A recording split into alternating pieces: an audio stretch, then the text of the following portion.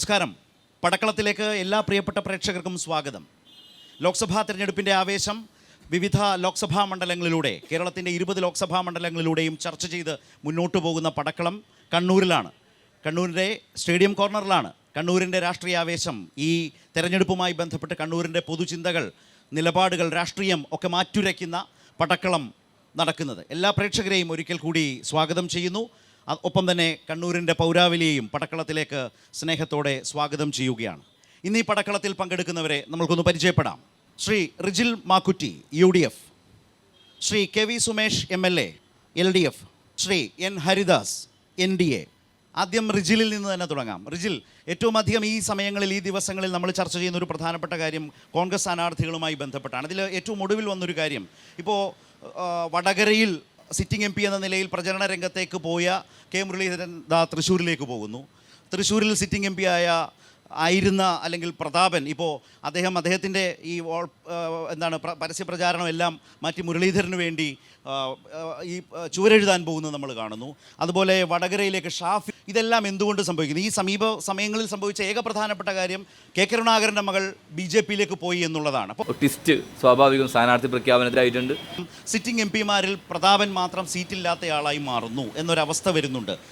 അതുതന്നെയും ഇപ്പോൾ വന്നിട്ടുള്ള പത്മജയുടെ BJP-യിലേക്കുള്ള പോക്കിൻ്റെ പശ്ചാത്തലത്തിൽ എടുക്കേണ്ടി വന്നിട്ടുള്ള ഒരു ഫൈനൽ റൗണ്ട് തിരുത്താണോ, ആ ട്വിസ്റ്റ് അതുകൊണ്ട് സംഭവിച്ചതാണോ എന്നൊരു പ്രശ്നം കോൺഗ്രസ് പ്രവർത്തകർക്കിടയിലും അനുഭാവികൾക്കിടയിലെങ്കിലും വോട്ടർമാർക്കിടയിലും ഉണ്ടാവില്ലേ?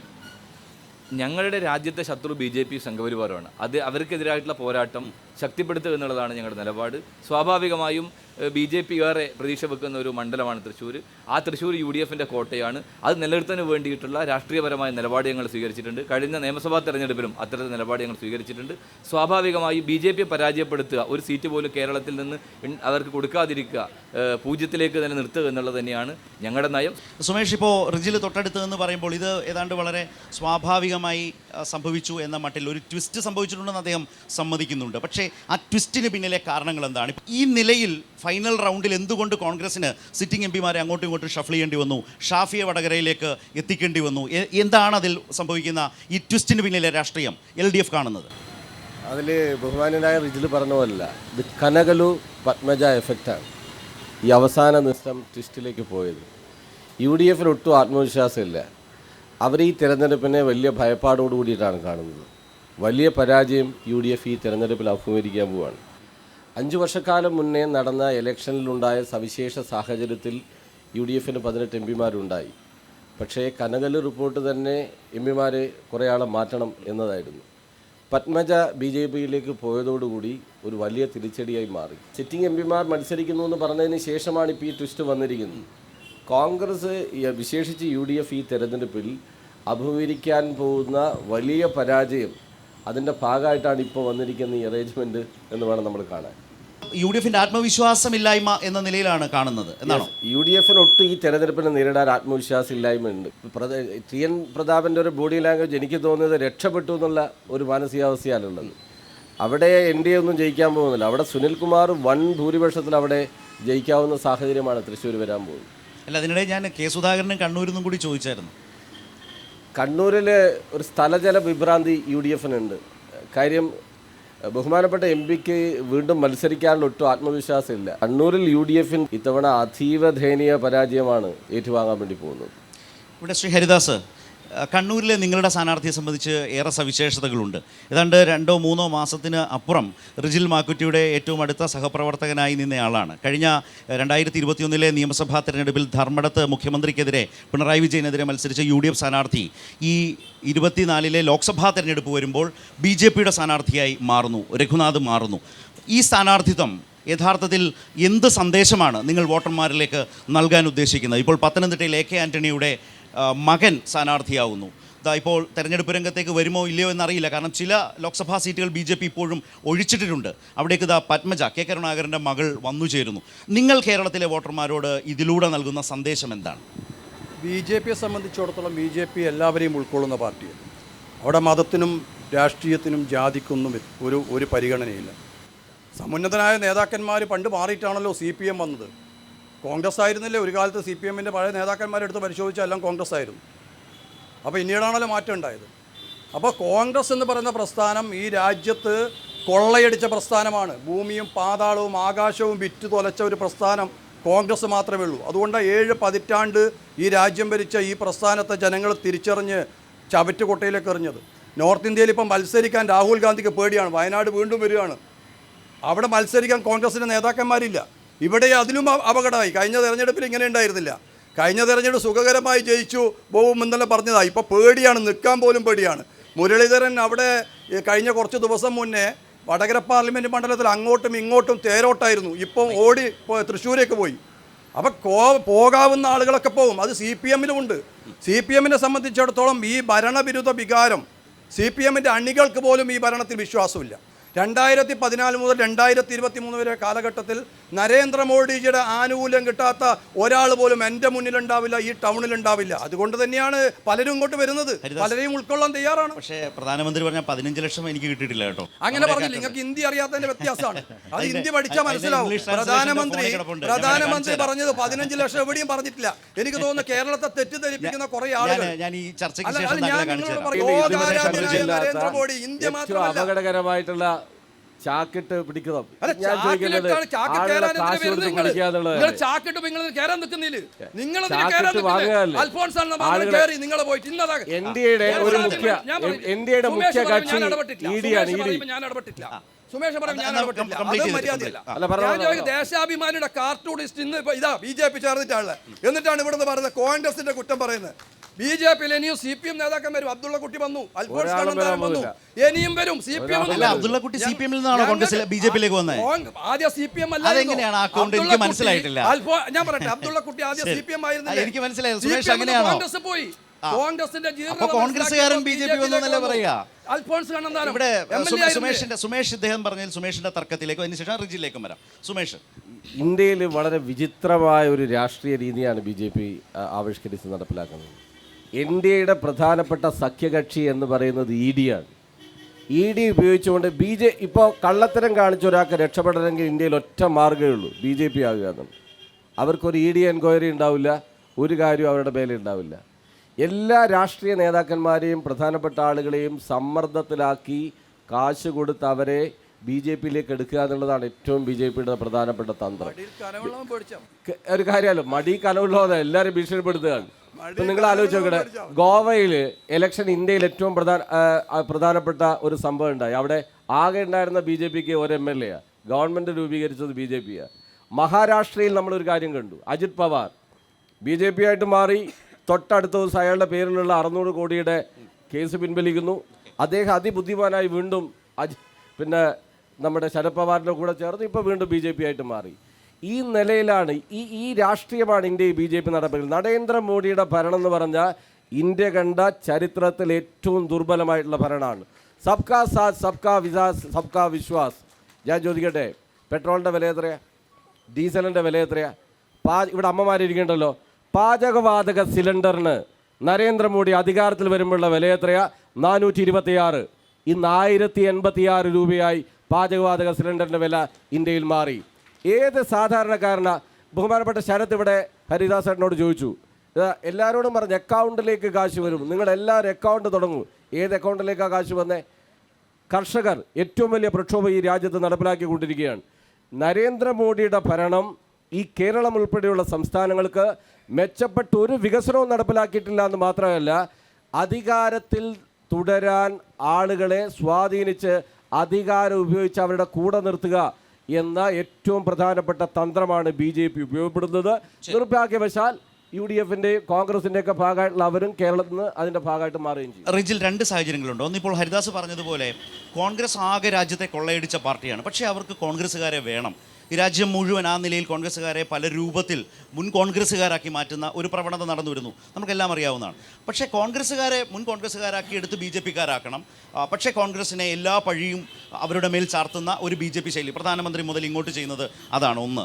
2, സുമേഷ് പറഞ്ഞൊരു കാര്യം, UDF-ന് ഈ തെരഞ്ഞെടുപ്പിൽ ആത്മവിശ്വാസമില്ലാത്തതുകൊണ്ടാണ് പ്രചരണം ആരംഭിച്ച സിറ്റിംഗ് MP-യെ മാറ്റി നിർത്തുന്നത്, മുരളീധരൻ അവിടേക്ക് പോകുന്നത്. ആ മുരളീധരൻ അവിടേക്ക് പോകുമ്പോഴും അവിടുത്തെ സാഹചര്യം മറ്റൊന്നാണ് അദ്ദേഹം പറഞ്ഞത്. അപ്പോൾ ഈ തരത്തിലൊരു ആത്മവിശ്വാസമില്ലായ്മ, അതുകൊണ്ടാണ് അപ്രതീക്ഷിതമായി സ്ഥാനാർത്ഥികൾ വരുന്നത്. 2 സാഹചര്യങ്ങൾ. ഒന്ന്, BJP-യുടെ പ്രതിനിധിക്കുള്ള മറുപടി. യഥാർത്ഥത്തിൽ BJP-യുടെ നേതാക്കന്മാർ വ്യാപകമായി കോൺഗ്രസ് കൊള്ളയടിച്ചു എന്നൊക്കെ പറയാണ്. ഇപ്പോൾ 7 കൊല്ലമായി ഭരിക്കുന്നത്, ഏത് കൊള്ളയാണ് ഇവർ പിടിച്ചത്, ആരൊക്കെയാണ് ജയിലിൽ പോയെന്നൊക്കെ നമുക്ക് അറിയാൻ സാധിക്കും. അപ്പോൾ യഥാർത്ഥത്തിൽ വ്യാപകമായ രൂപത്തിലുള്ള വ്യാജ പ്രചാരണങ്ങളും കള്ളപ്രചാരണങ്ങളും നടത്തിക്കൊണ്ട് മുമ്പോട്ട് പോകുന്നുള്ളതാണ്. അതോടൊപ്പം തന്നെ കോൺഗ്രസിനെ സംബന്ധിച്ചിടത്തോളം ഇപ്പോൾ ഈ നരേന്ദ്രമോദി പറയുന്ന പ്രധാനപ്പെട്ട കാര്യം ഈ നാട്ടിലെ ജനങ്ങൾക്കൊക്കെ വികസനം കൊടുക്കൂ എന്നൊക്കെ പറയുകയാണ്. ഈ നാട്ടിലെ രാജ്യത്തെ കർഷകന്മാരുടെ അവസ്ഥ എന്താണ് മാത്രം പരിശോധിച്ചാൽ മതി. രാജ്യത്തെ കർഷകന്മാർ ഇന്ന് തെരുവിലാണ്. പ്രക്ഷോഭം നടത്തുന്ന കർഷകന്മാരെ വെടിയുണ്ട ഉപയോഗിച്ചും ഗ്രനേഡ് ഉപയോഗിച്ചും കൊന്നു തീർക്കുകയാണ്. അതാണ് നരേന്ദ്രമോദി കർഷകന്മാരോട് ചെയ്യുന്നത്. അതോടൊപ്പം ഇവിടെ അദാനിക്ക്, അംബാനിക്ക് എല്ലാ സേവനം കൊടുക്കുകയാണ്. സ്റ്റേറ്റ് ബാങ്ക് ഓഫ് ഇന്ത്യയിൽ നിന്ന് പോലും 5000 കോടി രൂപയാണ് അധികം അനുവദിച്ചത്. ബാങ്കിൽ നിന്ന് ലോൺ എടുത്ത് തിരിച്ചടക്കാതെ അദാനിക്ക് 5000 കോടി കൊടുത്തു. മാത്രമല്ല LICയിൽ നിന്ന്, ലൈഫ് ഇൻഷുറൻസ് കോർപ്പറേഷനിൽ നിന്ന് 77,000 കോടി രൂപയാണ് ആർക്ക് കൊടുത്തത്? ഈ അദാനിക്ക് കൊടുത്തത്. എന്തുകൊണ്ടാണ് കർഷകരുടെ കാർഷിക എഴുതി തള്ളാത്തത്? ഞങ്ങൾ അഭിമാനത്തോടുകൂടി പറയുകയാണ്, ഡോക്ടർ മൻമോഹൻ സിംഗ് രാജ്യം ഭരിക്കുമ്പോൾ ഏകദേശം 75,000 കോടി രൂപ കാർഷികടം എഴുതി തള്ളിയ ഒരു സർക്കാരായിരുന്നു. അപ്പോൾ കർഷകരുടെ വിലാപം കാണാത്ത, അതോടൊപ്പം ഇവർ പറഞ്ഞതാണ് ലോകത്ത് മുഴുവൻ കള്ളപ്പണമാണ്. ആ കള്ളപ്പണം തിരിച്ചു കൊണ്ടുവന്ന് 15 ലക്ഷം രൂപ അതിപ്പോൾ പ്ലേ ചെയ്യണം. നരേന്ദ്രമോദി പറഞ്ഞതാണ്. ആ 15 പൈസ കിട്ടിയിട്ടുണ്ടോ? അതോടൊപ്പം പെട്രോളിൻ്റെയും ഡീസലിൻ്റെയും വില കുറക്കുമെന്ന് പറഞ്ഞു. എന്താണ് 100 മുകളിലേക്ക് പോയില്ലേ? കുറച്ചിട്ടുണ്ടോ? ഗ്യാസിന്റെ സബ്സിഡി ആ ഘട്ടത്തിൽ വലിയൊരു പ്രതിഷേധം നടത്തിയവരാണ്. 1150 രൂപയായി. ആർക്കെങ്കിലും അവരുടെ അക്കൗണ്ടിലേക്ക് ഒരു 10 പൈസ വന്നിട്ടുണ്ടോ? ഈ പണം എവിടെയാണ്? ഈ പണം പോകുന്ന കോർപ്പറേറ്റുകളാണ്. ഈ കോർപ്പറേറ്റുകൾ ഉപയോഗിച്ചുകൊണ്ട് കോടാനുകോടി രൂപ BJP വാങ്ങുകയാണ്. ആ പണം ഉപയോഗിച്ചുകൊണ്ട് ജനാധിപത്യ വിരുദ്ധമായ രാഷ്ട്രീയ അട്ടിമറി നടക്കുന്നു. സുമേഷ് പറഞ്ഞൊരു കാര്യത്തിൽ ഞാൻ യോജിക്കുകയാണ്. അവർക്ക് അധികാരം നിലനിർത്തുന്നതിന് വേണ്ടി അവർ ED ഭയപ്പെടുത്തുകയാണ്, ED കൊണ്ട് ഭീഷണിപ്പെടുത്തുകയാണ്. എന്തിനേറെ പ്രശ്നിച്ചാരത്തെ ഇവിടെ പോലും കേരളത്തിൽ പോലും BJPക്ക് അധികാരമില്ലല്ലോ. പല ബിസിനസ്സുകാരെയൊക്കെ ഭയപ്പെടുത്തി അതിൽ കമ്മീഷൻ പറ്റുന്ന നേതാക്കന്മാർ കണ്ണൂർ ജില്ലയിൽ പോലും ഉണ്ട് എന്നുള്ളത് നമുക്കറിയാം. ED കാണിക്കും, അവർ റെയ്ഡ് നടത്തും, സെറ്റിൽമെൻ്റ് ആണ്. അങ്ങനെ പണം വാങ്ങി BJP നേതാക്കന്മാർ കണ്ണൂർ ജില്ലയിലുണ്ട് എന്ന് നമുക്കറിയാം. അതുകൊണ്ട് സമ്പന്നന്മാരിൽ നിന്നും അതോടൊപ്പം തന്നെ മറ്റാളുകളിൽ നിന്ന് ED അവരുടെ മോർച്ചകളാക്കി മാറ്റും. യുവമോർച്ച, അതോടൊപ്പം തന്നെ മറ്റ് വനിതാ മോർച്ച എന്ന് പറയുമ്പോൾ ED മോർച്ച, അതോടൊപ്പം തന്നെ CBI മോർച്ച, അങ്ങനെ മോർച്ചയാക്കി മാറ്റുന്ന ഏറ്റവും നാണം കെട്ട നിലപാടാണ് BJP സ്വീകരിച്ച് മുമ്പോട്ട് പോകുന്നത് എന്നുള്ളതാണ് നമുക്ക് കാണാൻ സാധിക്കുന്നത്. അതോടൊപ്പം സുമേഷിൻ്റെ വിഷയത്തിനകത്ത് ഞങ്ങൾക്ക് ഒരു തരത്തിൽ ആത്മവിശ്വാസം കേടുമില്ല. റിജൽ മാക്കുറ്റി ഇവിടെ ചർച്ചയുടെ ആദ്യഘട്ടത്തിൽ തന്നെ പറഞ്ഞു, കോൺഗ്രസിൻ്റെ UDFൻ്റെ പ്രധാനപ്പെട്ട ശത്രു എന്ന് പറയുന്നത് BJP ആണ് എന്നാണ്. പക്ഷേ KPCC പ്രസിഡന്റ് ബഹുമാന്യനായ K. സുധാകരൻ്റെ നിലപാട് അതല്ല. അപ്പം സ്വന്തം നേതാവിൻ്റെ നിലപാടിന് വിരുദ്ധമായി ഏത് രീതിയിലുള്ള പ്രസ്താവനയാണ് റിജൽ ഇവിടെ നടത്തിയിട്ടുള്ളത് എന്നുള്ളതാണ്. അതിന് പറയാനുള്ളത് ഒരു പ്രധാനപ്പെട്ട കാരണം എന്ന് പറഞ്ഞാൽ BJP മുഖ്യ ശത്രു എന്ന് പറയുമ്പോൾ വയനാട് മണ്ഡലത്തിൽ BJP മരുന്നിന് പോലും ഇല്ലാത്ത ഒരു പ്രധാനപ്പെട്ട ഒരു ശക്തിയേ അല്ല, നമുക്കെല്ലാവർക്കും അറിയാം. അവിടെ ആർക്കെതിരെയാണ് നിങ്ങൾ മത്സരിക്കുന്നത് എന്നുള്ളതാണ്. അതുപോലെ തന്നെ KPCC പ്രസിഡന്റ് ഇവിടെ മത്സരിക്കുന്നു. രഘുനാഥ് നേരത്തെ ഇവിടെ പറഞ്ഞു BJP സ്ഥാനാർത്ഥിയായിട്ട് വന്നിട്ടുള്ളത്. ഇത് യഥാർത്ഥത്തിൽ BJPയെ സഹായിക്കാനല്ലേ എന്നുള്ളതാണ് ചോദ്യം.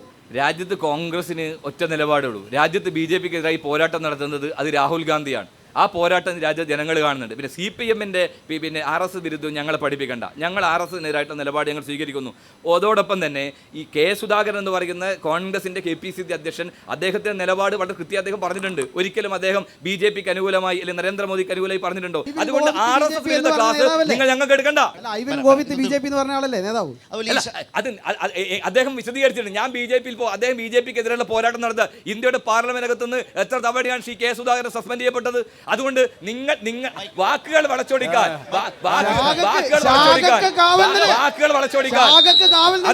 അതെ ആ ശാഖക്കാരന്റെ വോട്ട് പാർലമെന്റ് പോവാതെ പാർലമെന്റ് മെമ്പറെ എങ്ങനെ പാർലമെന്റ് സസ്പെൻഡ് ചെയ്യുന്നു?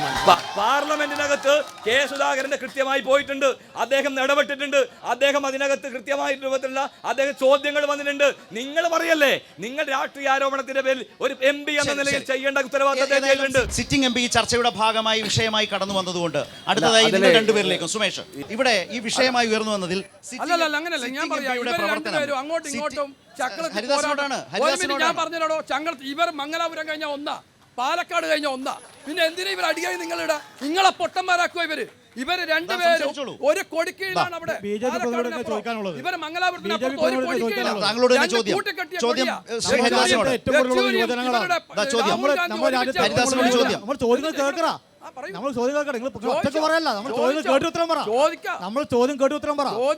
നമ്മൾ രാജ്യത്തുള്ള ഏറ്റവും കൂടുതൽ യുവജനങ്ങളോട് നോക്കിയിട്ട് പറഞ്ഞതാണ്, 1 വർഷം 2 കോടി യുവജനങ്ങൾക്ക് തൊഴിൽ നൽകുന്നു പറഞ്ഞിട്ടാണ് അധികാരത്തിൽ വന്നതാണ് ഈ NDA സർക്കാർ. പക്ഷേ 1 കോടി ജനങ്ങൾക്ക് പോലും 1 വർഷത്തിൽ തൊഴിൽ കൊടുക്കാൻ വേണ്ടി സാധിച്ചില്ല. അതുപോലെ തന്നെ 25% ബിരുദധാരികൾ ഇന്ന് തൊഴിലില്ലായ്മ അനുഭവിക്കുകയാണ്. ഏറ്റവും കൂടുതൽ യുവജനങ്ങൾ ആത്മഹത്യ ചെയ്യുന്ന രാജ്യമായിട്ട് നമ്മുടെ രാജ്യം മാറുകയാണ്. അതുമാത്രമല്ല 18 MP-മാർ പോയിട്ട് കളക്കാനോ എന്ന് ചോദിച്ച MP ഉള്ള മണ്ണാണ് കണ്ണൂർ. അപ്പം കോൺഗ്രസും അതുപോലെ തന്നെ BJP-യും നമ്മുടെ യുവജനങ്ങൾക്ക് വേണ്ടി ഒരു കാര്യവും ഇന്ത്യൻ രാജ്യത്തിനകത്ത് ചെയ്യുന്നില്ല. പക്ഷെ നേരെ വിരുദ്ധമായി കേരളത്തിനകത്ത് വലിയ മാറ്റം തൊഴിൽ മേഖലക്ക് ഉണ്ടാവുന്നതെന്ന് ഈ രാജ്യം പറഞ്ഞു വെക്കുകയാണ്. വലിയ മാറ്റമാണ് ഉണ്ടായിട്ടുള്ളത്. ആരോടാണ് ചോദ്യം? താങ്കളോട് ഒരു ചോദ്യം കൂടി. ഞാനൊരു കാര്യം പറഞ്ഞു. അല്ല, ബഹുമാനപ്പെട്ട അവർക്കൊരു ഒറ്റ മിനിറ്റ്, ബഹുമാനപ്പെട്ട അംഗത്തോട് ഞാനൊരു കാര്യം ചോദിക്കണം. നിങ്ങൾ ചോദിച്ചാൽ ഉത്തരം പറയണ്ടേ? ഞാൻ ചോദിക്കട്ടെ. ഏത് ചോദ്യം? അതിനോട് ഉത്തരം പറഞ്ഞു. അതിനോട് ഉത്തരം പറഞ്ഞു. നിങ്ങളുടെ പ്രധാനമന്ത്രിയും അതുപോലെ തന്നെ നിങ്ങളതല്ല, ഞങ്ങളെല്ലാവരും അങ്ങനെ എല്ലാവരും പ്രധാനമന്ത്രി 400 സീറ്റിലധികം ഈ വരുന്ന തെരഞ്ഞെടുപ്പിൽ കിട്ടും. അതെ. എന്നിട്ട് എന്തിനാണ് മറ്റ് രാഷ്ട്രീയ പാർട്ടിന്റെ നേതാക്കന്മാരെ പിടിക്കാൻ ഇപ്പൊ അതുപോലെ അതുകൊണ്ട് തന്നെ ഇന്നലെ വരെ കോൺഗ്രസ് ആയവർക്ക് സ്ഥാനാർത്ഥിത്വം കൊടുത്തതിന്റെ നിങ്ങൾ BJP-യുടെ നേതാക്കന്മാർ അമർഷത്തിലല്ലേ എന്നുള്ള സംശയം. അത് ഞാൻ ചോദിക്കട്ടെ, CPM എത്ര സ്വതന്ത്രമാർ മത്സരിപ്പിച്ചിട്ടുണ്ട്? ചിഹ്നം വെക്കാണ്ട് മത്സരിപ്പിച്ചിട്ടുണ്ട് കേരളത്തിൽ. എന്താ നിങ്ങൾ പേടിച്ചിട്ടേനു? ചിഹ്നം വയ്ക്കാത്ത എത്ര സ്ഥാനാർത്ഥികൾ CPM-നുണ്ടായിരുന്നു സ്വതന്ത്രമാരായിട്ട് വേഷം കെട്ടിയ? ഏതൊക്കെ പാർട്ടിയിൽ നിന്ന് വന്ന സ്ഥാനാർത്ഥികൾ? ഓരോ പേരെടുത്ത് പറയണം അങ്ങോട്ട്. കേരളത്തിൽ നിങ്ങൾ ശക്തരല്ലേ? ആകെ കേരളത്തിലല്ലേ ഉള്ളൂ? ഞാൻ ചോദിക്കും, ഉത്തരം പറയട്ടെ. ആകെ കേരളത്തിലല്ലേ ഉള്ളൂ? വേറെ സംസ്ഥാനത്തുണ്ടോ? നിങ്ങൾ പറഞ്ഞു ഞങ്ങൾ രാജ്യം ആഫ്റ്ററിനവർ EMS എന്ന് വിളിച്ചാ. ഇപ്പൊ ആഫ്റ്ററിനവർ EMS എന്ന് പോയിട്ട് യെച്ചൂരി എന്ന് വിളിക്കാൻ പറ്റും നിങ്ങൾക്ക്? നിങ്ങൾ രാഹുൽ ഗാന്ധിയെ പ്രധാനമന്ത്രി ഒരു മിനിറ്റ്, ഞാൻ ഇവിടെ ചോദിച്ചതിന് ഉത്തരം പറയട്ടെ. ഇടക്കിടക്ക് ചോദിക്കല്ല. ഞാൻ പറഞ്ഞ രാഹുൽ ഗാന്ധിയെ പ്രധാനമന്ത്രിയാക്കാനാണ് ഈ രണ്ടുപേരും മത്സരിക്കുന്ന. മംഗലാപുരത്തിന് അപ്പുറത്ത് ഈ ചോന്ന കൊടിയും ഈ പറഞ്ഞ ത്രിവർണ്ണ പതാക ഒരുമിച്ച ചെല്ല് മംഗലാപുരത്ത്. ഞാൻ പൈസ ടിക്കറ്റ് എടുത്തുതരാം. മംഗലാപുരം ചെല്ല്. ഈ കൂട്ടിക്കെട്ടിയ കൊടിയാ ഇവർ രണ്ടുപേര് രാഹുൽ ഗാന്ധിയെ പ്രധാനമന്ത്രിയാക്കാനാ. എന്നിട്ട് ഇവിടുത്തെ കേരളത്തിലെ ഈ മലയാളം പറയുന്ന പാവപ്പെട്ട ജനങ്ങളെ മുമ്പിൽ കണ്ണ് പൊടിയിട്ട് അടിയുണ്ടാക്കിയിരിക്കുന്നത് സ്ഥിരമായ വാദമല്ലേ? സ്ഥിരമായിട്ടൊന്നല്ല. നിങ്ങൾ അങ്ങോട്ട് പോവാത്തോണ്ട് കോയമ്പത്തൂരേക്ക് പോകണം. BJP അംഗത്തോടാണ് ചോദ്യം താങ്കളോട് തന്നെ. ശ്രീ ഹരിദാസിന്റെ വിഷമം മാറി. അടുത്ത ചോദ്യം അദ്ദേഹത്തോടാണ്. BJP അംഗത്തോടാണ് ചോദ്യം. താങ്കൾ ഇപ്പം പറഞ്ഞു ഇന്ത്യയുടെ എല്ലാവരുടെയും പ്രധാനമന്ത്രിയാണെന്ന് പറഞ്ഞു. മണിപ്പൂരിലുള്ള വിഷയം വന്ന സമയത്ത് തൊഴിലില്ലായ്മയെ കുറിച്ച് ചോദ്യത്തിന് മറുപടി പറഞ്ഞില്ല. തൊഴിലില്ലായ്മ ഏറ്റവും കൂടുതൽ പരിഹരിച്ച ഒരു ഗവൺമെന്റ് ആണ് നരേന്ദ്രമോദിയുടെ ഗവൺമെന്റ്. ഞാൻ പറഞ്ഞുതരാം. ഇവിടുത്തെ ഗവൺമെന്റ് NHM ഇപ്പൊ ഞാൻ പറയുന്നല്ലോ. NHM അടക്കം ഒരൊറ്റ മിനിറ്റ് കേൾക്കൂ, പറയുന്നു കേൾക്കൂ. ഇങ്ങനെ ഇന്ത്യൻ റെയിൽവേയിൽ നിയമനം നടത്തുന്നില്ല. തൊഴിലില്ലായ്മ ഇന്ത്യയുടെ ചരിത്രത്തിൽ ഏറ്റവും അധികം വന്നത് ഈ കാലത്ത്. എവിടെ നടത്തുന്നറിയോ? എംപ്ലോയ്മെന്റ് എക്സ്ചേഞ്ച് ഒരൊറ്റയാളെ മാത്രമാണ്. ബാക്കിയെല്ലാം പിൻവാതിൽ നിയമനം. നിങ്ങളെ പാർട്ടിയിൽ ഏത് നേതാവിന്റെ മക്കൾക്കാ മരുമക്കൊക്കെ പണിയിട്ടത് പോസ്റ്റ് ഒഴിഞ്ഞൊടുക്കുകയാണ്.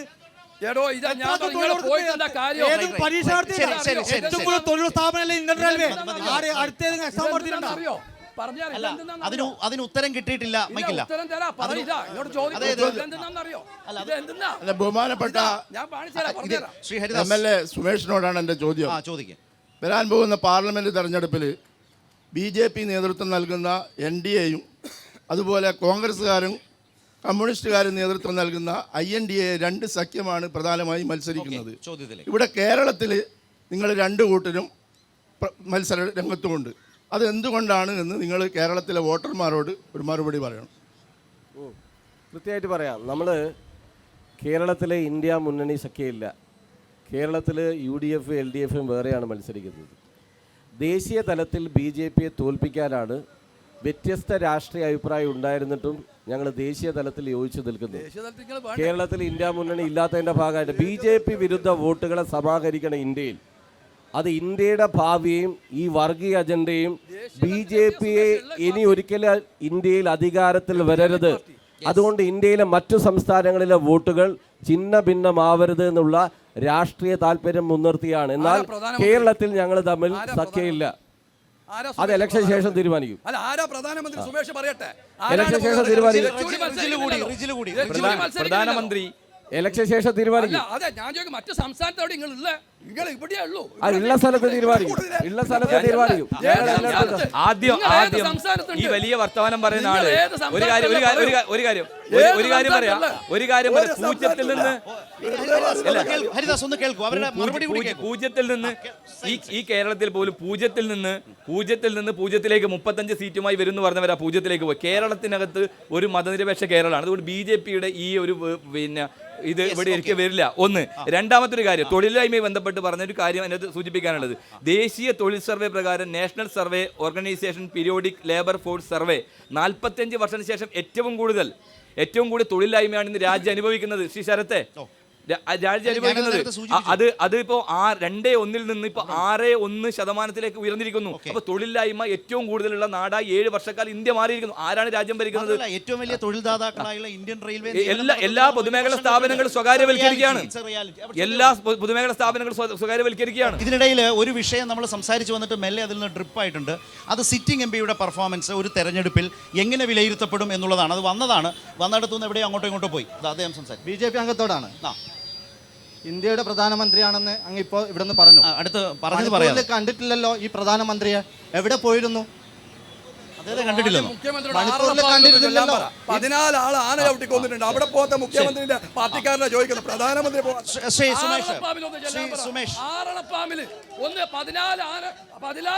മണിപ്പൂർ വർഗീയ കലാപം നടന്നു കൊടുക്കുമ്പോൾ തിരിഞ്ഞു നോക്കാതെ പ്രധാനമന്ത്രി പറയുന്നത് മണിപ്പൂർ സംസ്ഥാനത്തെ അതേപോലെ തന്നെയാണ് ഇന്നത്തെ 14 ആൾ ആന ചവിട്ടി കൊന്നിട്ട് ആ ഭാഗത്ത് പോയിട്ട് പ്രധാനമന്ത്രിയാണോ? ആ നിയമം നടപ്പിലാക്കാൻ പ്രധാനമന്ത്രിയാ. ആറളത്ത് പോട്ടെ മുഖ്യമന്ത്രി ആദ്യം, എന്നിട്ട് പോവാ, അങ്ങോട്ട് പോവാ. മുഖ്യമന്ത്രിയോട് എന്റെ സുഹൃത്തെ പോയി ചെല്ലാൻ പറയും. എനിക്ക് 3 പ്രതിനിധിയോട് ചോദ്യങ്ങളുണ്ട്. അതിന്റെ മുന്നേ ശരത്ജിയോട് പറയാനില്ലേ, ഞാൻ ഇന്ന് നിങ്ങളെ വെല്ലുവിളിക്കുന്നു. നിങ്ങൾ പറഞ്ഞത് തന്നെ 15 ലക്ഷം മോദിജി പറഞ്ഞ എല്ലാവരെയും അക്കൗണ്ടിൽ ഇട്ട് തന്നെന്ന്. അവരങ്ങനെയല്ല പറഞ്ഞേ. അവർ പറഞ്ഞത് പറഞ്ഞാൽ अगर विदेश से पैसा आता है, स्विस बैंक में पैसा भरा हुआ है, उस पैसे को हम इंडिया में लेके आएंगे तो हर एक अकाउंट में 15 लाख दे सकते हैं. ഇതാണ് പറഞ്ഞത്. ആ കള്ളപ്പണം രാജ്യത്തേക്ക് കൊണ്ടുവന്നു.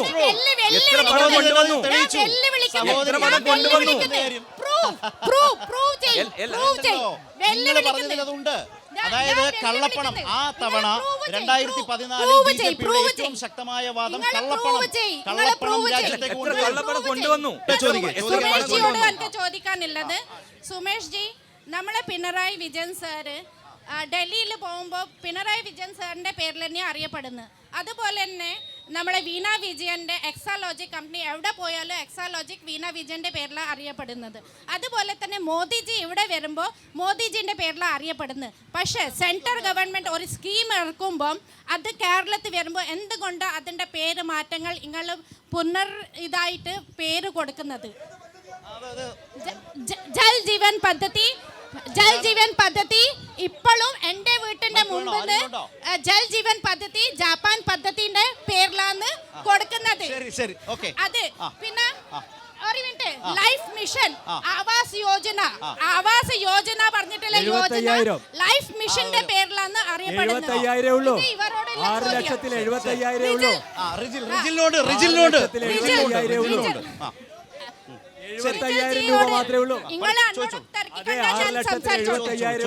റിജൽജിയോട് ചോദിക്കാനുള്ള ചോദ്യം എന്ന് പറഞ്ഞാല്, നിങ്ങൾ പാരമ്പര്യമായിട്ട് 100-150 കൊല്ലങ്ങളായി കോൺഗ്രസ് അത് പാരമ്പര്യമായിട്ട് ഗാന്ധി ഫാമിലിയാണ് നടത്തിക്കൊണ്ടിരുന്നത്. ഇപ്പോൾ പറഞ്ഞാൽ ഖർഗേജിയാണ് അതിന്റെ പ്രസിഡന്റ്. പക്ഷെ നിങ്ങളിപ്പോൾ കോൺഗ്രസിന്റെ എല്ലാ എലക്ഷന്റെ എല്ലാ നിയമമെല്ലാം കഴിഞ്ഞു. അത് ഖർഗേജിയോടും സംസാരിച്ചു, പേപ്പറിൽ വന്ന കാര്യമാണ്. എന്നിട്ട് ഇപ്പം ഖർഗേജി രാഹുൽ ഗാന്ധിയോട് വേണം ഫൈനൽ ഡിസിഷൻ എടുപ്പിക്കാൻ. എന്നാലും പിന്നെ ഖർഗേജിന്റെ ആടെ നമ്മുടെ മൻമോഹൻ ജി പ്രൈം മിനിസ്റ്റർ ആയ പോലത്തെ അവസ്ഥയാണ്. പിന്നെ എനിക്ക് അവരോടും ചോദിക്കാൻ ഒരു കാര്യം, ഒന്ന് 150 വർഷക്കാല കോൺഗ്രസ് ഉണ്ട്. അന്ന് കോൺഗ്രസ് ബ്രിട്ടീഷുകാരോട് പടവെട്ടുമ്പോൾ നിങ്ങളുടെ പിന്മുറക്കാർ ഷൂ തുടക്കലായിരുന്നു പണി എന്നുള്ളതാണ് വ്യത്യാസം. അതാണ് നിങ്ങളെ വ്യത്യാസം. ഒന്ന്, ആ ഗാന്ധി ഉണ്ടാക്കിയ ഇന്ത്യയാണ്, ഈ രാജ്യത്ത് നെഹ്റു ഉണ്ടാക്കിയ ഇന്ത്യയാണ് ഈ രാജ്യത്ത് ഉണ്ടാക്കിയത്. ഈ രാജ്യത്തെ ഒറ്റുകൊടുത്തവരുടെ പാർട്ടിയാണ് സംഘപരിവാർ RSS നമുക്കറിയാം. അതുകൊണ്ട് ലെഗസിയെ കുറിച്ച് നിങ്ങൾ പറയണ്ട. അത് കോൺഗ്രസ് 150 വർഷം ഇവിടെ ഉണ്ട്. അടുത്ത സുമേഷ് ലൈഫിനെ കുറിച്ചൊക്കെയാണ്. ഒരു തവണയല്ല 7 തവണ മാപ്പെഴുതി കൊടുത്ത ആളാ. നിങ്ങളുടെ സർസംഘചാല ഗുരുജി ഗോൾവൽക്കർ പറഞ്ഞു വെച്ചിട്ടുണ്ട്, എന്തിനാണ് ചെറുപ്പക്കാരെ നിങ്ങൾ ബ്രിട്ടീഷുകാരോട് പോരാടുന്നത്, നിങ്ങൾ ആഭ്യന്തര ശക്തികളോട് പോരാടുമെന്ന് പറഞ്ഞവരാ. രാജ്യത്തെ സ്വാതന്ത്ര്യ സമരത്തെ ഒറ്റുകൊടുത്ത പണിയാണ് അന്ന് RSS നടത്തിയത്. അതിന്റെ ആളുകളാ ഇന്നത്തെ രാജ്യം ഭരിക്കുന്നവർ. അതുകൊണ്ട് നിങ്ങൾ കോൺഗ്രസിന്റെ രഹസ്യത്തെ കുറിച്ച് പറയണ്ട. മേഡോടെ പറഞ്ഞത് കേന്ദ്ര സംസ്ഥാനം തമ്മിലുള്ള ബന്ധം ഇന്ത്യ ഒരു സ്വതന്ത്ര രാഷ്ട്രമായത് മുതൽ ആരംഭിച്ചുള്ള ബന്ധമാണ്. കേന്ദ്ര പദ്ധതിയും സംസ്ഥാന പദ്ധതിയുണ്ട്, കേന്ദ്ര വിഹിതമുണ്ട്, സംസ്ഥാന വിഹിതമുണ്ട്. ഇതുവരെയുള്ള ചരിത്രത്തിൽ ആരാണ് കൂടുതൽ ഷെയർ മുടക്കുന്നത് അവരുടെ പേരാണ് ആ പദ്ധതിക്ക് ഇടുക. കേന്ദ്ര പദ്ധതി ജലജീവൻ മിഷൻ സെൻട്രൽ ഗവൺമെൻറ് സ്കീമാണ്. ആ ജലജീവൻ മിഷൻ്റെ പേരൊന്നും ഇവിടെ മാറ്റിയിട്ടില്ല. പക്ഷേ നിങ്ങൾ 20% 40% വഹിക്കുന്ന ഫണ്ടിന് മോദിജിയുടെ പേരിടണമെന്ന് പറഞ്ഞാൽ കേരളത്തിൽ നടക്കാൻ പോകുന്നില്ല, അതിന് പേരിടാനും പോകുന്നില്ല. ഉദാഹരണത്തിന് ലൈഫിന്റെ പേരെടുത്ത് വെച്ചാണ് ലൈഫിന് 75,000 സെൻട്രൽ ഗവൺമെന്റ് തരുന്നത്. കേരളമോ 4 ലക്ഷം രൂപ, ഇവിടെ ബാക്കി 3.25 ലക്ഷം മുടക്കുന്നത് LDF ഗവൺമെന്റ് ആണ്. അതിനെങ്ങനെയാ പേരിടാൻ വേണ്ടി പറ്റുക? അപ്പൊ അതുകൊണ്ട് അതല്ല, ബാക്കി സെൻട്രൽ ഗവൺമെന്റ് സ്കീമിനൊന്നും ഒരു വ്യത്യാസമില്ല. മേഡം തെറ്റായിട്ട് പറയുന്നതാണ്, അങ്ങനെ സാധിക്കില്ല. ഭീഷണിപ്പെടുത്തി കേരളത്തെ മോദിജി മുന്നോട്ട് കൊണ്ടുപോകാന്ന് ധരിക്കേണ്ട, അത് നടപ്പിലാവുന്ന കാര്യവുമല്ല. അതിന് ഞങ്ങൾ വഴങ്ങില്ല. ആരെ ഫോട്ടോ അടിക്കണം എന്ന് പറഞ്ഞ് പിണറായി വിജയന്റെ ഫോട്ടോ ഒന്നും റേഷൻ കാർഡിൽ അടിക്കണ്ട. ഞാൻ വേണ്ടതോട് പറയാം ശരദ ഒരു കാര്യം. ഇപ്പൊ കേരളത്തിലെ ലൈഫ് ഭവന പദ്ധതിയുടെ കൂടുതൽ തുക മുടക്കുന്നത് LDF സർക്കാർ ആയതുകൊണ്ട് അവിടെ മുഖ്യമന്ത്രിയുടെ ഫോട്ടോ വെക്കണം. ആ വീടിന് ലൈഫ് എന്ന പേര് വെക്കാൻ പാടില്ല എന്നാണ് LDF ഗവൺമെന്റ് തീരുമാനിച്ചത്. അങ്ങനെയൊന്നും ഇവിടെ ആരാ തെറ്റിദ്ധരിപ്പിക്കുന്നതാ, അത് തെറ്റിദ്ധരിപ്പിക്കുന്ന കാര്യമാണ്.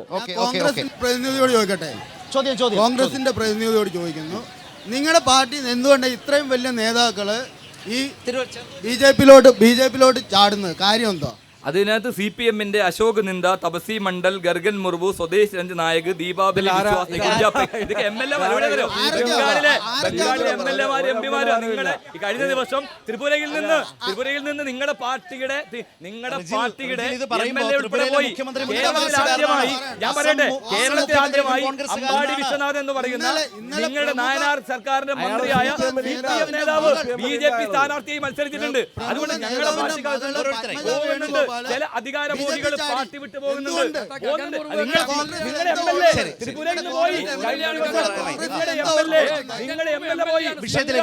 ഭൂരിപക്ഷം വരുന്ന CPM-ലെ MLA-മാരും നിങ്ങൾ വേറെ സ്റ്റേറ്റിലില്ലല്ലോ, നിങ്ങളെ പിടിക്കണല്ലോ. ഈ വാദം കോൺഗ്രസ് ഇപ്പോൾ നേരിടുന്ന പ്രധാനപ്പെട്ട ചോദ്യം, കേരളത്തിലെ മതന്യൂനപക്ഷ വോട്ടർമാരടക്കം കോൺഗ്രസിനെ കേരളത്തിൽ സംശയിക്കുന്നുണ്ടോ? അവർക്കടക്കം വോട്ട് ചെയ്യുന്നവർ. ഇന്ത്യയിൽ BJP വളരാനുള്ള ഏറ്റവും പ്രധാനപ്പെട്ട കാരണം ഇന്ത്യൻ നാഷണൽ കോൺഗ്രസ് ആണ്. ഇന്ത്യയിൽ 420 ജനപ്രതിനിധികളെ വിശേഷിച്ച് MLA-മാരെയും MP-മാരെയും BJP വിലക്ക് വാങ്ങി. അതിൽ 90% കോൺഗ്രസിൻ്റെ MP-മാരും MLA-മാരുമാണ്. റിജിനൊരു പ്രയാസം ഉണ്ടാവും. റിജിനെ പോലെ അടിയുറച്ച കോൺഗ്രസ്സുകാരെയൊന്നും ഞങ്ങൾ മോശമായിട്ട് പറയുന്നില്ല. കേരളത്തിലെ ഏറ്റവും തലയെടുപ്പുള്ള കോൺഗ്രസ് നേതാവായ K. കരുണാകരൻ ലീഡർ, അദ്ദേഹത്തിൻ്റെ മകള് പത്മജ വേണുഗോപാൽ BJP ആയില്ലേ? നിങ്ങൾ എങ്ങനെയാണ് ഈ കേരളത്തിൽ അങ്ങനെ ഒരു പ്രവണതയും രീതി ഇല്ലാത്തതല്ലേ? പ്രമുഖരായിട്ടുള്ള ആളല്ലേ? നിങ്ങൾക്ക് എന്തുകൊണ്ടാണ് തടയാൻ പറ്റാത്തത്? അമ്പാടി വിശ്വനാഥൻ അമ്പാടി വിശ്വനാഥനെ പോലെ പത്മജ വേണുഗോപാൽ നിങ്ങൾ ആലോചിച്ച് നോക്കണം. BJP-യുടെ B ടീമായി ഈ മൃദുഹിന്ദുത്വ സമീപനം നിങ്ങൾ BJP-യെ ശക്തമായിട്ട് എതിർക്കുന്നില്ല, രാഷ്ട്രീയമായിട്ട് എതിർക്കാൻ നിങ്ങൾക്ക് ശേഷിയില്ല. ആ ശേഷിയില്ലാത്തതിന്റെ ഭാഗമായിട്ടാണ്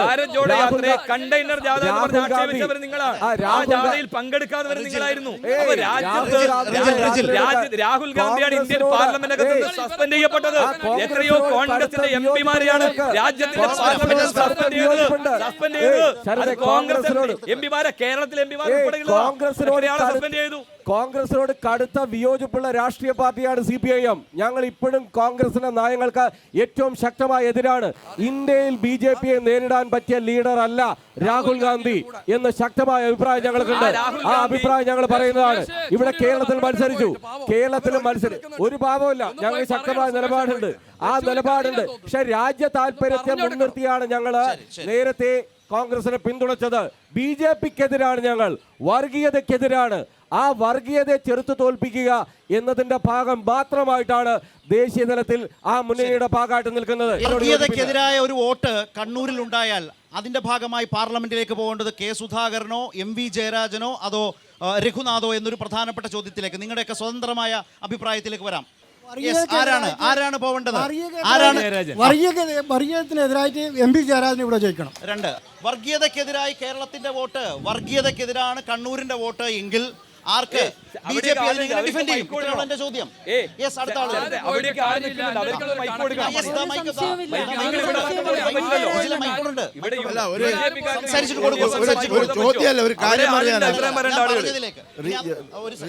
ആർക്കാണ് കൊടുക്കേണ്ടത്? അവതാരകൻ ചോദിച്ച ചോദ്യം അതുമായി ബന്ധപ്പെട്ടുള്ള വർഗീയതയ്ക്ക് എതിരെ പോരാടുന്നതിൽ ഏത് കക്ഷിക്ക് വോട്ട് ചെയ്യണമെന്നുള്ള ചോദ്യമാണ് അവതാരകൻ ചോദിച്ചത്. അതുമായി ബന്ധപ്പെട്ടുള്ള ഒരു ചോദ്യം പ്രതിനിധികളോട് ചോദിക്കുകയാണ്. കുറച്ചു മുമ്പേ ബഹുമാനപ്പെട്ട MLA ഇവിടെ പറഞ്ഞു, രാജ്യത്തിൻ്റെ വർഗീയതയ്ക്കെതിരെ പോരാടാൻ രാഹുൽ ഗാന്ധി പ്രാപ്തനല്ല എന്നുള്ള തോന്നൽ, അല്ലെങ്കിൽ അങ്ങനെയുള്ളൊരു കാഴ്ചപ്പാട് CPM-നുണ്ട്.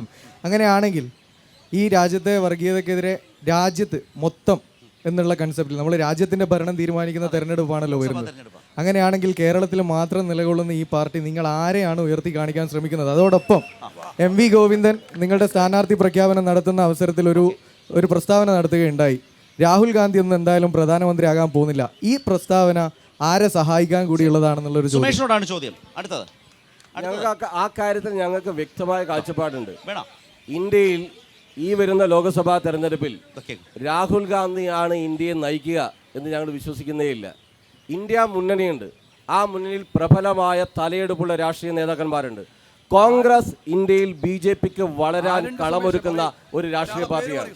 ഇപ്പം നിങ്ങൾ കേൾക്കും, നിങ്ങൾ തന്നെ ഒരു അടിയുറച്ച കോൺഗ്രസ്സുകാരനാണെങ്കിൽ ഏത് സംസ്ഥാനത്താ ലാൽ ബഹദൂർ ശാസ്ത്രിയുടെ കൊച്ചുമോൻ പോയി, അശോക് ചവാൻ BJPയിലേക്ക് പോയി.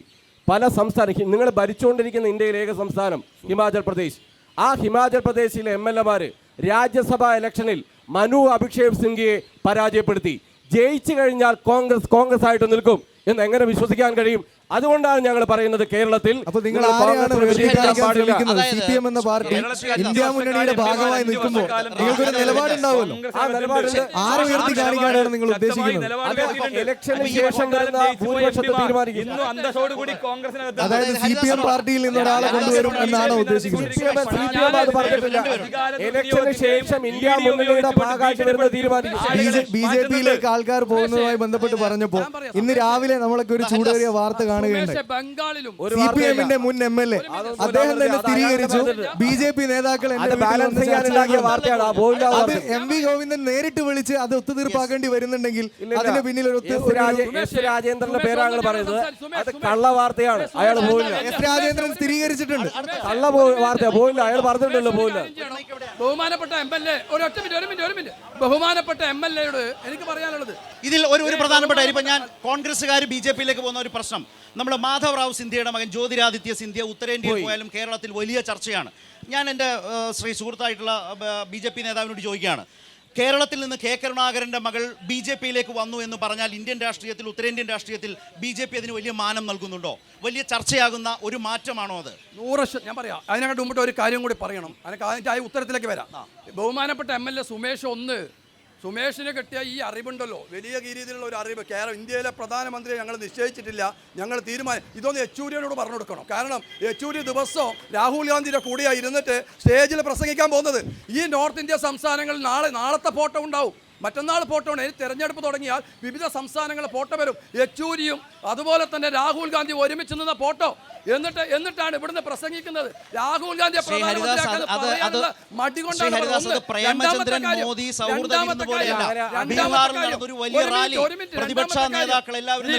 പതിനായിരക്കണക്കിന് മനുഷ്യർ ആ ബീഹാർ റാലിയിൽ പങ്കെടുക്കുന്നു. അങ്ങനെയല്ലേ ഇത്? ശരത്, ഞാൻ പറയാം, പത്മജ വേണുഗോപാൽ മാത്രമല്ല BJP-യിൽ വന്നിട്ടുള്ളത്. ബംഗാളില് CPM-ന്റെ MP-മാരും MLA-മാരും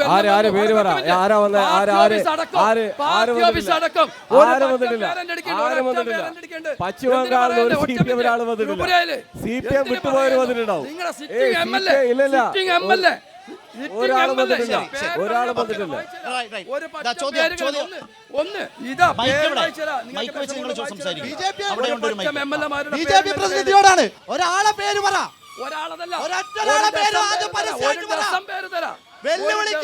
വെല്ലുവിളിച്ചോണ്ട് ചോദിക്കാണ്. ഒരാളെ പേര് ആദ്യം പറ. ഇത് ഒരു ഡസൻ തരാം. ഒന്നാക്കണ്ട, ഒരു ഡസൻ തരാം. ഇവിടെ ഒന്ന് ചോദിക്കാണ്ട്. അതായത് സുമേഷ് ചേട്ടനോട് ചോദ്യം. സുമേഷിനോട്. അതായത് ഇവിടെ നേതാക്കന്മാർ പോകുന്നതിനെ പറ്റിയിട്ട് മാത്രമാണ് പറയുന്നത്. ഇപ്പോൾ കഴിഞ്ഞ ദിവസങ്ങളിലെ പത്രമാധ്യമങ്ങളിൽ CPM-ലേക്ക് കോൺഗ്രസിലെ അണികളും അതുപോലെ തന്നെ BJP-യിലെ അണികളെല്ലാം വരുന്ന ഒരു ചിത്രമാണ് നമ്മൾ ഈ പത്രങ്ങളിൽ കാണുന്നത്. അണികൾ വരുന്നതിനെ പറ്റി എന്തുകൊണ്ടാണ് BJP-ന്നും കോൺഗ്രസ് അണികൾ ഇങ്ങനെ CPM-ലേക്ക് കടന്നു വരുന്നത്? ഇന്നത്തെ പത്രത്തിലടക്കമുണ്ട്. ഇന്ന് കോഴിക്കോട് നടക്കം സ്വീകരിച്ചിട്ടുണ്ട്. കേരളത്തിലെ ഇന്ത്യയിൽ സെക്യുലർ കാഴ്ചപ്പാട് ഏറ്റവും ശക്തമായിട്ട് ഉയർത്തിപ്പിടിക്കുന്നത് ഇടതുപക്ഷ പ്രസ്ഥാനങ്ങളാണ്. യഥാർത്ഥത്തിൽ നിങ്ങൾ ആലോചിച്ച് നോക്കും, ഇവിടെ അടിയുറച്ച ആത്മാർത്ഥതയുള്ള കോൺഗ്രസ്സുകാരുണ്ടാവും, ഇല്ലാന്ന് ഞാൻ പറയുന്നില്ല. എത്രമേൽ നിരാശാജനകമായിട്ടുള്ള കാര്യങ്ങളാണ് ഇപ്പോൾ പുറത്തു വരുന്നത്. ഇന്ത്യയിൽ ഏറ്റവും ശക്തമായിട്ട് വർഗീയതയും ഈ BJP-യുടെ നയങ്ങളെ എതിർക്കേണ്ട സ്ഥാനത്ത് നിന്ന് BJP-ക്ക് ഒരു B ടീമായിട്ട് കോൺഗ്രസ് ഇന്ത്യയിൽ മാറി. ആ മാറിയതിൻ്റെ ദുര്യോഗമാണ് നമ്മളിപ്പോൾ അനുഭവിച്ചുകൊണ്ടിരിക്കുന്നത്. ശക്തമായിട്ട് എതിർക്കാൻ, നിലപാട് സ്വീകരിക്കാൻ ഇന്റർനാഷണൽ കോൺഗ്രസിന് കഴിയുന്നില്ല. കഴിയുമായിരുന്നെങ്കിൽ പത്മജ വേണുഗോപാൽ ഉൾപ്പെടെ അതിന്റെ ഭാഗമായിട്ട് പോകും.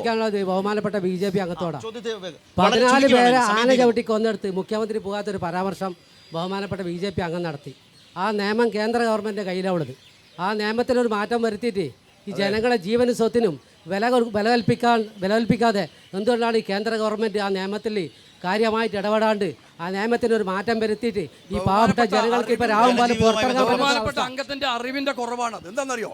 ആറളപ്പാമ്പ് കൈമാറിയ കേരള സ്റ്റേറ്റിലേക്കാ. ആറളപ്പാമ്പ് കേന്ദ്ര ഗവൺമെന്റ് കയ്യിലുണ്ടായ കാലഘട്ടം ഉണ്ട്. ആ ഏക്കറുകൾ ഗവൺമെന്റ് കൈമാറിയ കാര്യം ബഹുമാനപ്പെട്ട അംഗം അറിയില്ല. അവിടുത്തെ ആദിവാസികളെ സംരക്ഷിക്കാൻ സാധിക്കാത്ത ഒരു ഗവൺമെന്റാണ് കേരളത്തിലുള്ളത്. ആദിവാസികളെ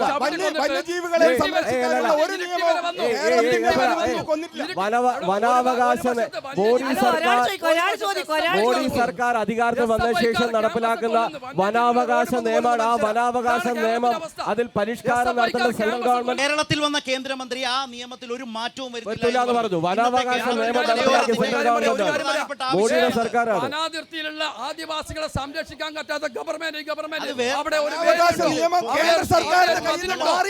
വേലിയുണ്ടോ? 10 ഏക്കർ സ്ഥലം തന്നിട്ട് ഞനക്കറിയുന്ന കാര്യം ഞാൻ പോയത്. രണ്ട് സർക്കാരുകൾ ഇക്കാര്യത്തിൽ തുല്യ നിലപാടാണ്. ജനവിരുദ്ധ നിലപാടുകൾ സ്വീകരിക്കും. അതിന്റെ ഭാഗമായി തന്നെ അതോടെ ഒരു കാര്യം പറയാനുള്ളത്, സ്വാഭാവികമായി ഇതയോടൊപ്പം നിൽക്കാൻ രണ്ടുപേരും നിയമം മാറ്റാൻ വിഷയം വരുമ്പോൾ അത് കൈകാര്യം തയ്യാറാകുന്നില്ല. ഒരു കാര്യം പ്രതികരിക്കാനുണ്ട്. ഇത് ശ്രീ ഹരിദാസും ശ്രീ റിജുൽ മാർക്കറ്റിയും തെറ്റിദ്ധരിപ്പിക്കുകയാണ്. രാജ്യത്ത് പറഞ്ഞു പൂർത്തീകരിക്കട്ടെ. രാജ്യത്ത് വനാവകാശ നിയമം എന്നത് സെൻട്രൽ ഗവൺമെന്റിന്റെ കീഴിലാണ്. ആ സെൻട്രൽ ഗവൺമെന്റ് എടുത്ത ബഫർ സോണും അതിൻ്റെ ഭാഗമായിട്ടുള്ള തീരുമാനങ്ങളുമാണ് ഇപ്പോൾ വന്യജീവി മാൻ കോൺഫ്ലിക്റ്റിലേക്ക് കാര്യങ്ങൾ പോകുന്നത്. അതിലൊരു മാറ്റവും വരുത്താൻ ഞങ്ങൾ സന്നദ്ധമല്ല എന്ന് വയനാട് സന്ദർശിച്ച കേന്ദ്ര വനവകുപ്പ് മന്ത്രി ശക്തമായിട്ട് പ്രഖ്യാപിക്കുകയും ചെയ്തു. എല്ലാവരും ചേർന്ന് കേന്ദ്രത്തിൻ്റെ ഈ നയം തിരുത്താൻ ആവശ്യമായ നിലപാട് സ്വീകരിക്കുന്നതിന് പകരം ഇവിടെ തന്ത്രപരമായിട്ട് LDF ഗവൺമെന്റിന്റെ തലയിലേക്ക് ആ കാര്യം ഇടാനാണ് ശ്രമിക്കുന്നത്. അത് വഞ്ചനാപരമാണ്. നിങ്ങൾ ആ കേന്ദ്ര വന നിയമം അത് പരിഷ്കരിക്കുകയാണ് വേണ്ടത്. ജനങ്ങളോട് പ്രതിബദ്ധതയുണ്ടെങ്കിൽ അത് പരിഷ്കരിക്കാൻ ആവശ്യമായ നിലപാടാണ് സ്വീകരിക്കേണ്ടത്. ഒരു കാര്യം, അതായത് 8584 കോടി രൂപയുടെ ഫ്ലൈറ്റിൽ നമ്മുടെ നരേന്ദ്രമോദി ലോകം മുഴുവൻ കറങ്ങി ആ ഫ്ലൈറ്റ് ഇറങ്ങാൻ പറ്റുന്ന എല്ലാ സ്ഥലത്തും പോയി ഇറങ്ങി. ഇനിയിപ്പോൾ അദ്ദേഹം കടലിൻ്റെ അടിയിലൊക്കെ പരിശോധിച്ചുകൊണ്ടിരിക്കുക. അത് അമ്പലമുണ്ടോ പള്ളിയുണ്ടോ എന്നൊക്കെ പറ്റി ഇപ്പോൾ കണ്ടില്ലേ, കഴിഞ്ഞ ദിവസം മയിൽപീലിയെല്ലാം കൊണ്ടുവരുന്നു.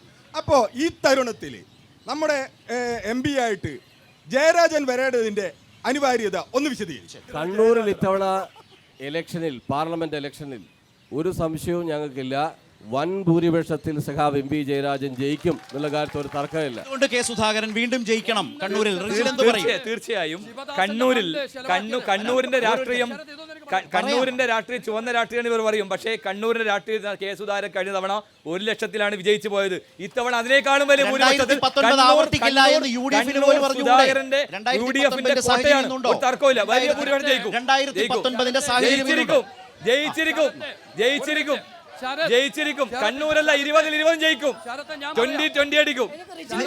നിങ്ങൾക്ക് ഇത്തവണ കേരളത്തിൽ ജയിക്കാനാവുമോ? ഏതെങ്കിലും ഒരു സീറ്റിൽ 0-ൽ നിന്നൊന്നാവുമോ?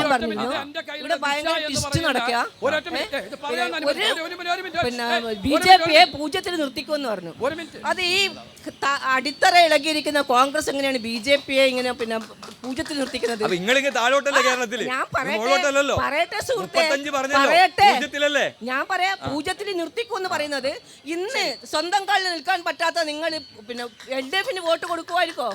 LDF-ന് വോട്ട് കൊടുത്ത് ജയിപ്പിക്കുമായിരിക്കോ?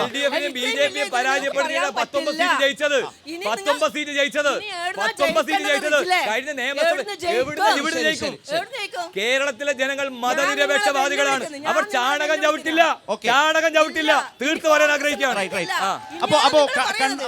ഹരിദാസിന്റെ ഒരു ഊഴം. ഞാൻ ഒരു കാര്യം പറയാം. വേഗം. കണ്ണൂരിൽ നിന്ന് പോയ MP-മാർ പാർലമെന്റിൽ എത്ര ദിവസം ഇരുന്നു, എത്ര ചോദ്യം ചോദിച്ചു, എത്ര ഫണ്ട് ചെലവാക്കി എന്നുള്ള വ്യക്തമായ കണക്കാണ് ദിശ എന്ന് പറയുന്ന കലക്ടർ ചെയർമാനായ കമ്മിറ്റി. അതിന് ശിവദാസൻ MP 1.5% ചെലവാക്കിയത്. അദ്ദേഹത്തിന് കൊടുത്ത ഫണ്ടിൽ നിന്നും 1.5%. ഇത് വ്യക്തമായ കണക്കാ. 16 ചോദ്യം മാത്രമേ ആര് ചോദിച്ചിട്ടുള്ളൂ? ഈ പറയുന്ന സുധാകരൻ കയറിയിട്ടുള്ളൂ. അവിടെ 50% ഹാജർ പോലും സുധാകരനില്ല. 42% ഫണ്ടാണ്. ഇതാ 42%. ഞാൻ പറയാം എന്റെ കയ്യിലുണ്ട്. പറയാൻ പാടില്ല. കണക്ക് കളവ് പറയില്ല. 275 ഏവറേജ് 210, സ്റ്റേറ്റ് ഏവർ 275 ക്വസ്റ്റ്യൻ. 5 വർഷം കൊണ്ട് കെ സുധാകരൻ പാർലമെന്റ് എഴുന്നേറ്റ് ചോദിച്ചിട്ടുണ്ട്. 275 പൂർത്തിയാകും. അതായത് കെ സുധാകരൻ എന്ന സിറ്റിംഗ് എംപിയുടെ പെർഫോമൻസ് മോശമാണെന്നാണ് അവിടെ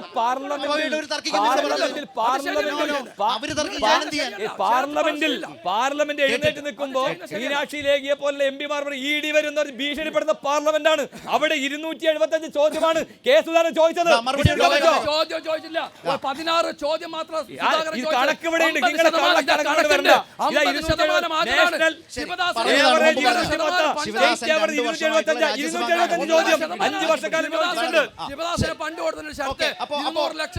കെ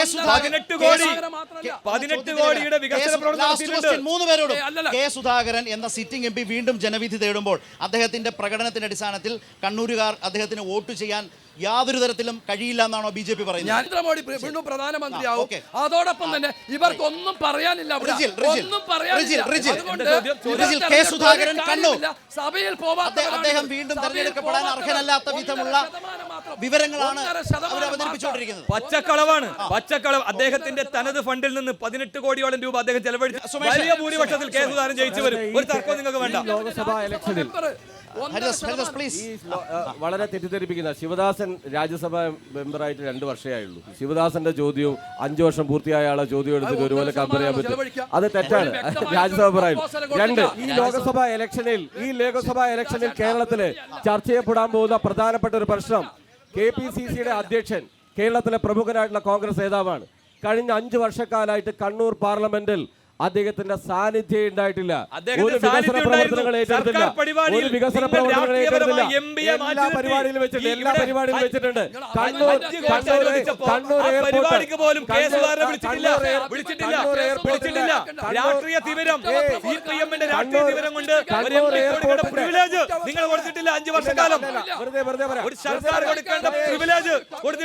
കണ്ണൂർ എയർപോർട്ടിന്റെ വികസനം, പോയിന്റ് ഓഫ് കോൾ പദവി ആ വിഷയത്തിൽ ഒരു ഇടപെടൽ നടത്തിയിട്ടില്ല. കണ്ണൂർ റെയിൽവേ സ്റ്റേഷൻ ഒരു ഇടപെടൽ നടത്തിയിട്ടില്ല. കേരളത്തില് കേന്ദ്ര ഗവൺമെന്റ് അനുവദിക്കേണ്ട തുക UDF എംപിമാരിൽ ഒരാളും ഇടപെട്ടിട്ടില്ല. അതുകൊണ്ട് കടുത്ത തിരിച്ചടിയാവും, കനത്ത തിരിച്ചടി. MP ജയരാജൻ വലിയ വോട്ടിൽ ഇവിടെ NDF-ന്റെ സ്ഥാനാർത്ഥിയായിട്ട് ജയിക്കും എന്ന കാര്യത്തിൽ തർക്കമില്ല. ഏതായാലും കണ്ണൂരിന്റെ ഈ ലോക്സഭാ തെരഞ്ഞെടുപ്പിൽ ഉയർന്നു വരുന്ന വിഷയങ്ങൾ, രാഷ്ട്രീയ പ്രശ്നങ്ങൾ, മണ്ഡലത്തിന്റെ പ്രശ്നങ്ങൾ, നിലവിലെ പ്രവർത്തനങ്ങൾ, അതിനോടുള്ള വിയോജിപ്പുകൾ, ബദൽ നിർദ്ദേശങ്ങൾ, ഇതെല്ലാം അടങ്ങുന്ന ഒരു വലിയ ആവേശകരമായ ചർച്ചയാണ് നമ്മളിപ്പോൾ കണ്ണൂർ സ്റ്റേഡിയം കോർണറിൽ കണ്ടത്. അതാണ് പടക്കളം ഇവിടെ സാക്ഷ്യം വഹിച്ചത്. താങ്ക്